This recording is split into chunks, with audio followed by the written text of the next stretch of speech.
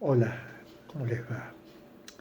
Hoy viernes, recordado como el día de la crucifixión de nuestro Señor y Salvador Jesucristo, es un día para la cristiandad muy especial, muy particular, ya que es el preámbulo, la consumación de un hecho trascendente no solo para los cristianos, sino para la humanidad entera, que es aquella obra portentosa que realiza nuestro Señor al ofrecer su vida en rescate de la nuestra allí en la cruz al morir por nosotros. Pero antes de entrar a hacer algunos comentarios sobre este tema, recordemos, ¿no es cierto?, cómo se fueron sucediendo día a día. El viernes pasado, por ejemplo, es como cuando Jesús llega a Betania y visita la casa de María, de Marta y de Lázaro.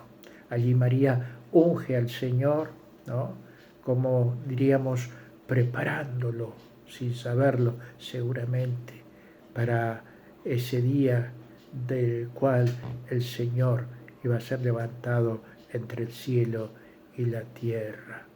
Qué devoción la de María, ¿no es cierto? Qué amor hacia el Maestro. El día sábado, que sucede a este día, encontramos que en las Escrituras no se menciona ningún hecho, ya que era un día que guardaban los israelitas, los judíos, por lo cual no había ninguna actividad y las Escrituras tampoco registran ese hecho. Pasa el sábado y llegamos al domingo, primer día de la semana. El domingo pasado la cristiandad recordó la entrada triunfal a Jerusalén y le vemos a Jesús montado en un pollino, entrando a Jerusalén. Los discípulos vuelcan sus mantas sobre el pollino y las multitudes al paso del Maestro van arrojando palmas y mantas, ¿no es cierto?, y gritando, alabando, glorificando al Señor, diciendo: Hosana, Hosana, aquel que viene en el nombre del Señor. El día lunes encontramos entonces también que el Señor hace la purificación del templo, ¿no?, arrojando a los cambistas, arrojando a los comerciantes que estaban allí frente al templo, lo cual evidentemente el Señor declara en aquella ocasión que a mi casa la habéis hecho cueva de ladrones. Pero sigue sucediéndose los días y el miércoles también es un día de reposo, un día en el cual no hay mención de una actividad del Señor. Seguramente uno puede pensar que es un tiempo de reflexión al Señor, ya que Él estaba firme en aquel camino que había comenzado a transitar, que iba a culminar en la cruz del Calvario, muriendo por todos nosotros. Pasa el miércoles y nos encontramos que el jueves, allí también recordado como la última cena, allí en la cena pascual, el Señor va a instituir lo que hoy los cristianos recordamos como la cena del Señor.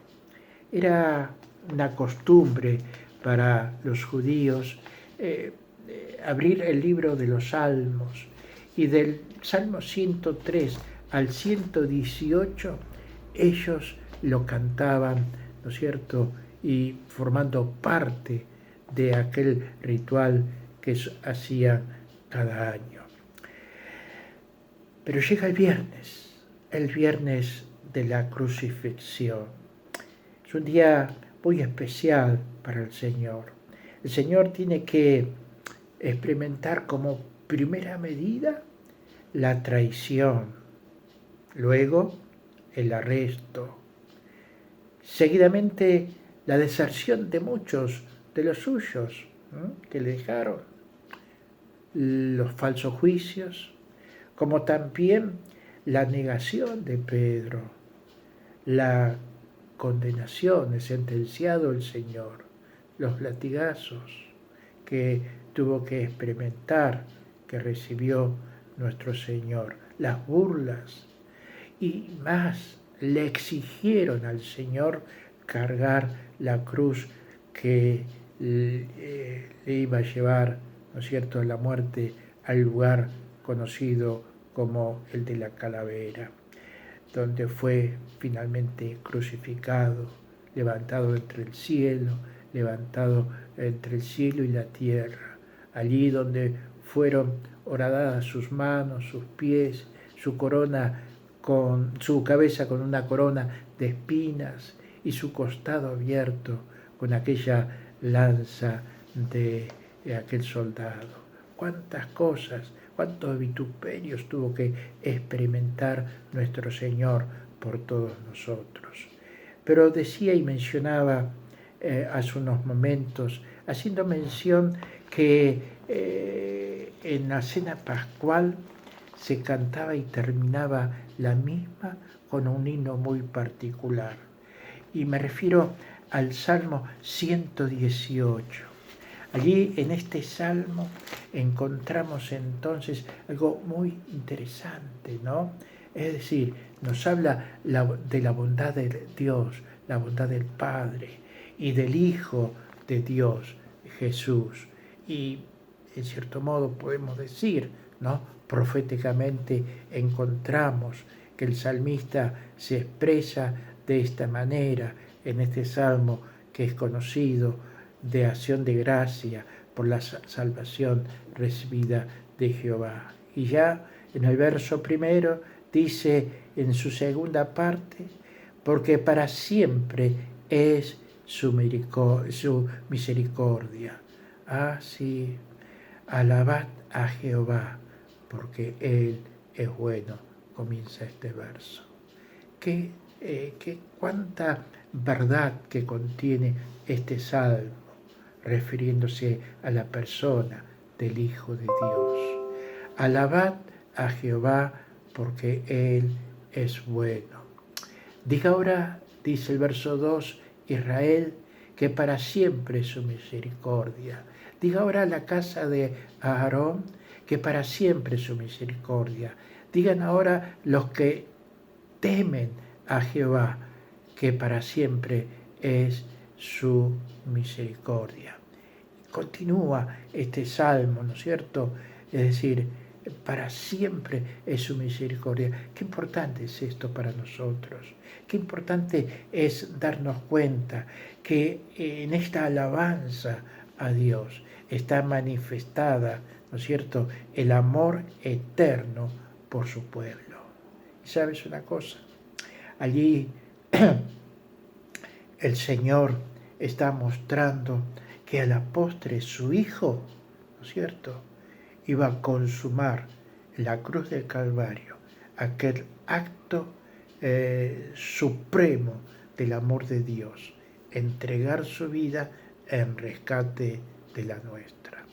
Pero sigue el salmista, ¿no?, escribiendo, y recordamos en su lectura, ¿no?, dice el verso 5, desde la angustia invoqué a Jehová y me respondió poniéndome en lugar espacioso.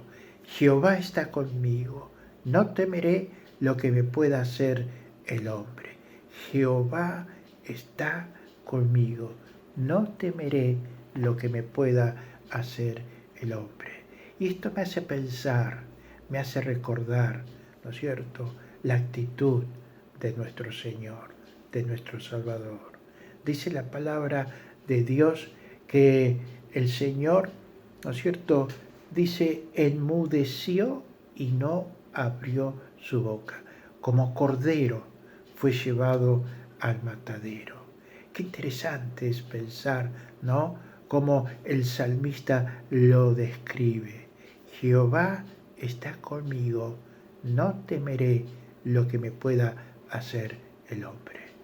Nuestro Salvador estaba persuadido, estaba convencido que había llegado su momento y por lo tanto Él iba a consumar la obra por la cual le trajo a este mundo, dar su vida en rescate de la nuestra. Por eso no temía lo que el hombre le pudiese hacer, y bastante hizo el hombre.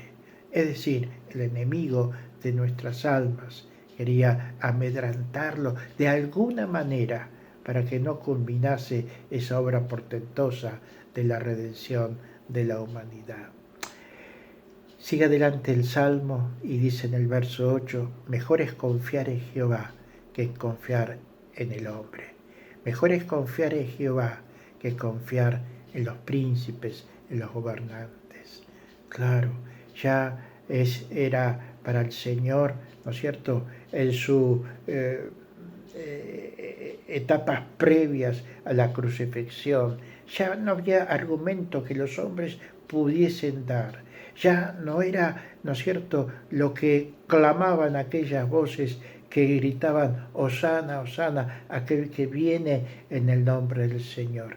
Ellos esperaban a un libertador, a alguien que estuviese allí delante de ellos, gobernándole en esta vida terrenal. No sabían o ignoraban o desconocían que el propósito de Dios en su Hijo era supremo, era reconciliar la humanidad con Dios. Y para que esto aconteciese, Él debía morir en la cruz por todos nosotros. Por eso, bien nos recuerda el Evangelio de Juan, en el capítulo 3 y en el verso 16.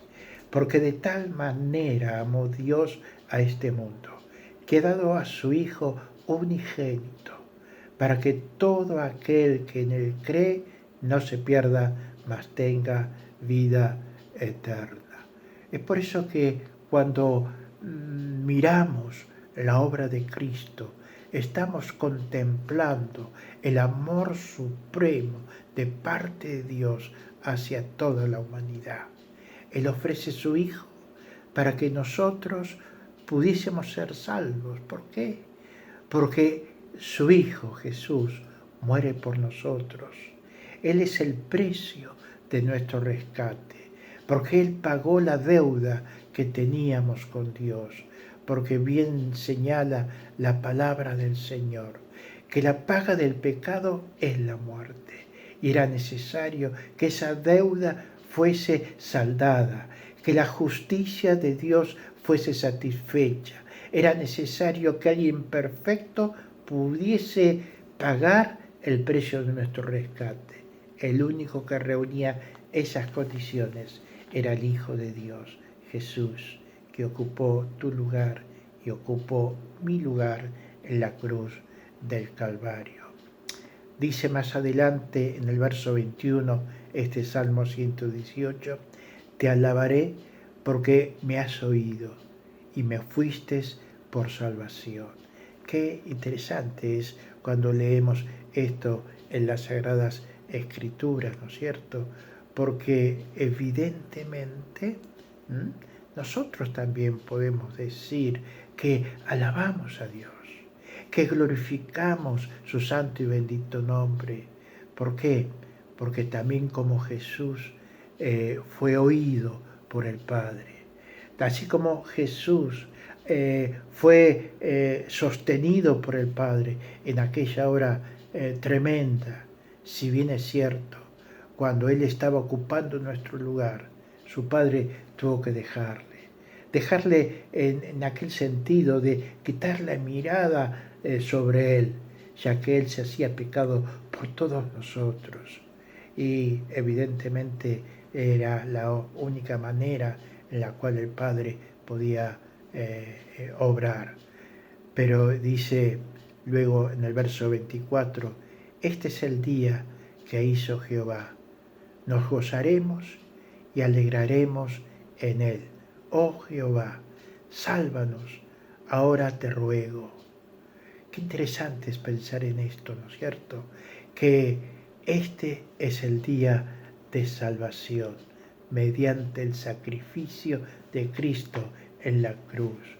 Allí podemos nosotros entonces una vez más recordar las palabras de aquella multitud que clamaron en la entrada triunfal a Jesús, a Jerusalén. Hosana, Hosana, aquel que viene en el nombre del Señor. Dice más adelante, la segunda parte del verso 25, dice: te ruego, oh Jehová, que nos hagas prosperar ahora. Bendito el que viene en el nombre de Jehová. Desde la casa de Jehová os bendecimos. Jehová es Dios y nos ha dado luz. Qué buena es la expresión del salmista. Nos ha dado luz. Claro, porque todo hombre delante de Dios se encuentra preso en las prisiones de maldad. El pecado ha hecho esto de esa manera. Por eso, cuando venimos a Dios por medio de Jesús, podemos decir que se nos hace la luz, la oscuridad donde reina el enemigo de nuestras almas, la oscuridad donde reina la muerte, porque para Dios todo aquel que está sin Él, sin Cristo, está en tinieblas, porque bien dice el apóstol, ¿no? Recordando, ¿no?, nuestra condición anterior, muertos en delitos y pecados. Y la muerte, además de separación, también nos habla de oscuridad. Por eso el Evangelio es la luz para aquellos que un día hemos venido a los pies de la cruz de Cristo. Es la luz para aquellos que vienen a Cristo buscando el perdón de sus pecados y la reconciliación con Dios. Sigue el salmista, ¿no es cierto?, diciendo: alabad a Jehová, porque Él es bueno, porque para siempre es su misericordia. Estamos en un tiempo de gracia.